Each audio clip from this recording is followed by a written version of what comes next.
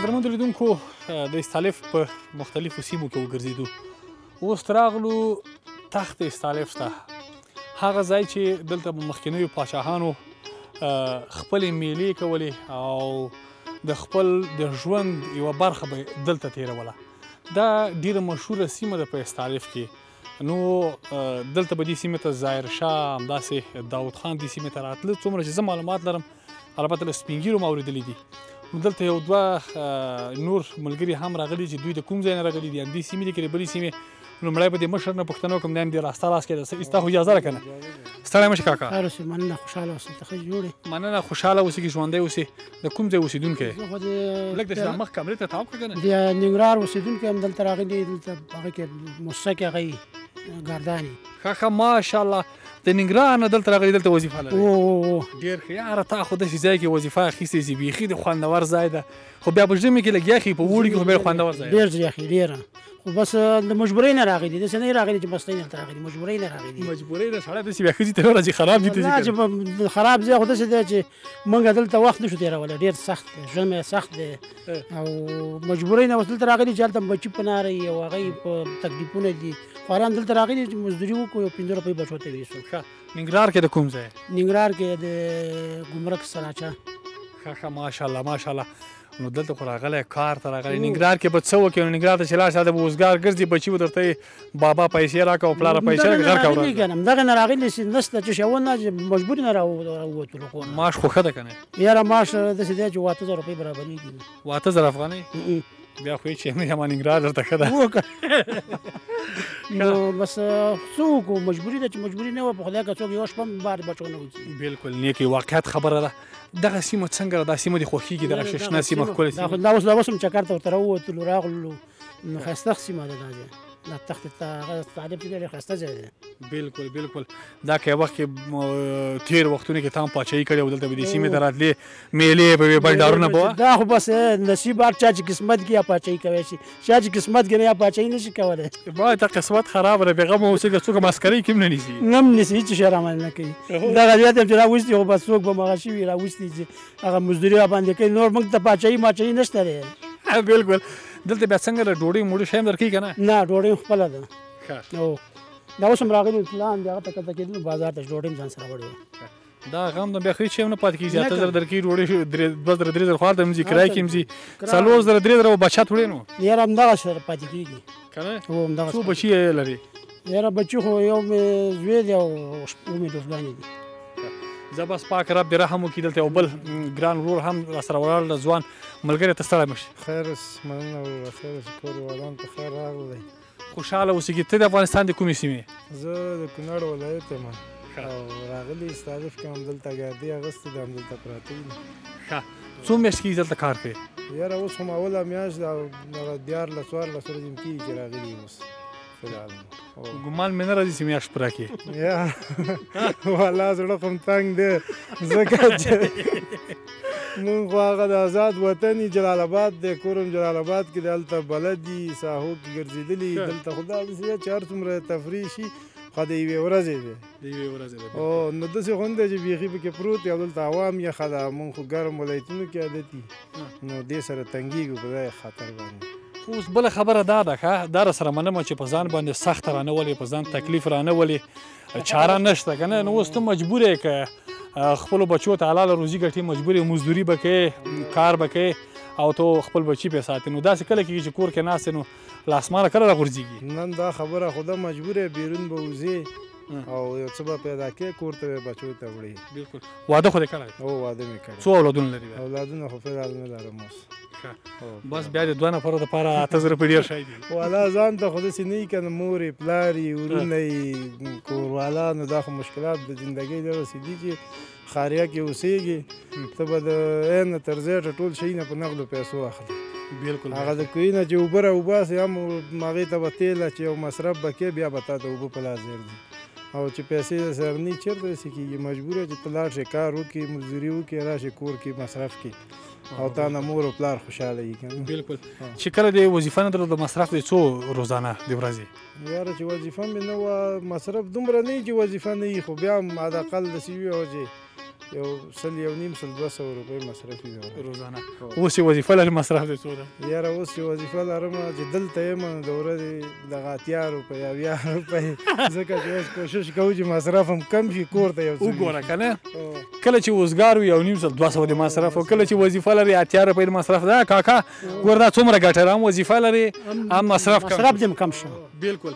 او که چیرې مثلا وظیفه دې هم نه وای مصرف دې ماسې زیات دا خو بیا نه کېدله دا نه کېدله. بس موږ به دا دعا درته کوو چې الله پاک دې ستاسو دغه وظیفه ټینګه لري زړه ورته غټ کړي څنګه کې مجبوریت ده نو که زړه غټ نه کړي نو چاره نشته خو دا خو مجبوره ده. کوشش به کوو انشاءالله او بس راغلي هم دغې ته ځکه چې اوس تللی خو بېرته ځکه 2 میاشتې موږ سره قرارداد کړی دی او نور الله مهربان دی دلته پراته یو میاشت کې یو دفعه ځو کور ته او بېرته به راځو. بالکل والا خو کور ډېر خوږ یا چې کور کې قرار دا وخت ناست دی بس چای درته راځي ډوډۍ درته راځي دلته وظیفه هېڅ په درد نه خوري. والا داسې ده چې مجبوري راشي بیا نه کېږي او بل داسې دی چې زمونږ د بخته په اوړي کې جلال آباد کې په ژمي کې استالف ته راغلو ما ویل لیدونکو زړه مې ورته تور که وظیفې خو نه داسې به نه کوئ. وظیفه ښه ده ځکه چې په نن وخت کې وظیفه پیدا کول څومره سخته کار ده ډېری خلک اوزګار دي ورته وظیفه نه پیدا کېږي نو بس تاسو دې الله خوشحاله لري او تاسو دې موږ به دا دعا کوو چې الله پاک د افغانستان هر ځوان هر وګړی په وظیفه لري په کار دې لري په روزګار دې لري دا تر ټوله بهتره خبره ده. نو بیا هم که ځوانان ورته نور چاته پیام لري څه خبرې لري مهرباني؟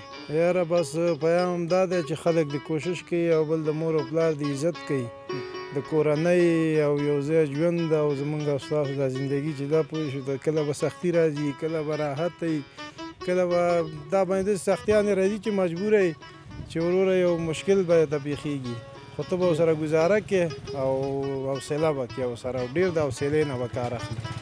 نو همدغه پیغام مې ده چې ځوانان دې حوصله کوي الله مهربان دی هر څه به ښه شي انشاءالله. بالکل بس الله دې رحم وکړي کاکا کور کې د کوم بچونه ډېر یادېږي چې دا اوس دې چورت خرابه د ذهن کې دې راګرځي؟ چې اوس مې یادېږي یو مې داسې وړوکی زوی دی داسې 1 کلن 2 کلن دا تک 15 کلن او یوه مې لور ده 6 کلنه چې د ژبه باندې لږه ګونګۍ ده دا 2 مې ډېر یادېږي یو مې مور ده. والا د سړي زړه پرې خوږ شي زړه یې پرې درد وکړي بېچاره داسې بودي زموږ سره لاړ شه موټر سره کابل ته همالته به د کابل کې کوز کړو موږ سره به شپه وکړي بیا به ځي ماسینګدار ته اوس چې دې هغه کور ته خو بار سړی زړه ښه کوي خو چې مجبوره یې هغه بچی او هغه مور دا یو څه غواړي چې ورې وړي ورته خلک ډېر زر ژړو داسې نه وي چې اوس ته راته وژاړي اوس به تا خلک ووایي چې ته تللی چې د خلکو زړه خوشحاله نه راغلی کوي الله تعالی دا خو موږ ته دا موږ ته لیکل شوي دي تقدیر کې لیکل شوي موږ به چې دا وجود یې راکړی دا هغه یې راکړی دې خوارۍ ته یې راکړی دا ونه کړو نو خو ناسته باندې خوار سړی به پرېوځه کور کې څمله و تیار هغه نه دی چې راته د خوله کې راواچو شي روزانه وخورځي او ترې وخورې خو الله تعالی وایي ته یې حرکت وکړه زه به برکت کوم. زه پاک رب دې کاکا جانه تاسو ته ښه ژوند درکړي تاسو ته دې الله پاک د کار جرأت نور هم درکړي چې تاسو کار وکړئ. لیدونکو دا تخت استالف ده او په استالف ولسوالۍ کې مشهوره سیمه دا ده چون اوس خزاني موسم ده دلته وار په وار نو دغه پاڼې ریژېږي د دې سیمې د دې ونو ورځو تخت هم ورځو بیا به هلته د خیر سره موږ او تاسو خپرونه سره پای ته راځو خو اصلي موقعیت د تخت پاتې ده راسره پاتې شئ.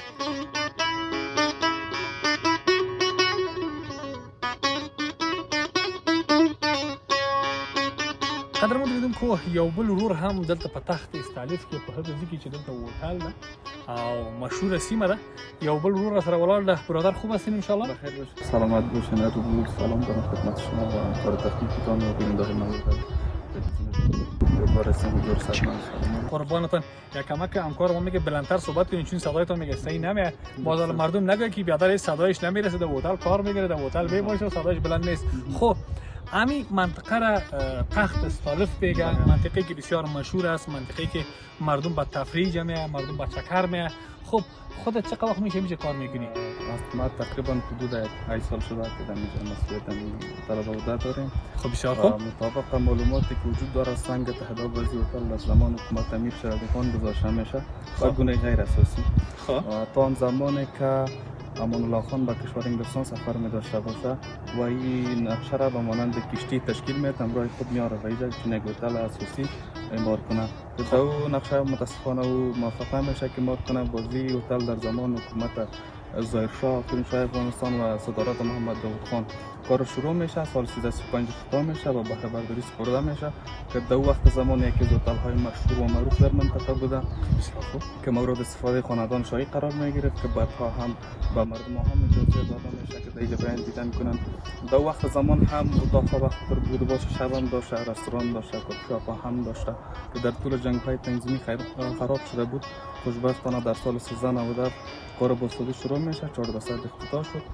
فعلا مربوط به شرکت اماراتی هتل هاست، در مجموع هتل دولتی است که با اتاق‌ها به خاطر بود باش شب هم داره، رستوران فعال داره، کافی‌شاپ فعال داره و با پرسنل مسلکی آماده پذیرایی میمونه داخلی و خارجی. خب بسیار خوب، نام خدای را مکمل معلومات دادیم. ما پیشتر دیگه معلوماتش فقط تا امیر ظاهرشاه و داود خان گفتیم که اینجا این هتل ساخته شده، اما که در دوران امیر شیرعلی خان ساخته شده و نخیرش از انگلستان آمده.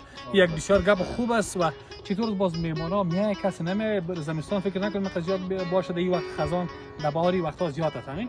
خب در مجموع اینجا مردم از سراسر افغانستان خصوصا مردم ولایت کابل به خاطر تبدیلی هوا سیاحت در می 6 ماه فصل اول سال میایم، چون سالف هم در می فصل همون زیبایی که طبیعت سرسبز یک آب و هوای گوارا داره، به خاطر مردم به خاطر سیاحت جمعیان. باز بعد از ماه میرزان خب آمدن میمانا کمتر به خاطر از اینکه بازم فصل میوه میگذره، به خاطر مردم کمتر بیجن. خب شکر از فضل خدا دیگه کدام مشکل چیزی خونه داری اینجا مثلا از نگاه امنیت و دیگه الحمدلله چون با آمدن حکومت امارات اسلامی الله الحمد یا در سراسر افغانستان آمده سمت سالت مردم میتونند و گونه راحت خیال راحت شب و روز در هتل تشریف بیارن ما به مهمونوازیشان مستعد. خب اما غذاهایی که پیدا میشه در کابل دیگه هم هست دیگه ان شاء الله صح اتاق هم هست، رستوران، کافی‌شاپ، اتاق هم به خاطر بود باشه. خب یک اتاق کرایش چند است؟ خب 10 سال هم 2300 ساده و وی آی پی. خب وی آی پی دیگه باز هر چیز داره هر چیز داره ولی مکمل حمام و گرمخانه و هر چیز. یک اتاق شد در مجموع باید تمام داشته باشه، هم یک امکاناتی که یک مسافر میاد به خاطر هتل باید همه چیز داشته باشه. خب تشکر برادر، سلامت باشین، بخیر باشین، قربان شما، بخیر باشین، تشکر، سلامت باشین. تاسو هم ډیر زیاته مننه.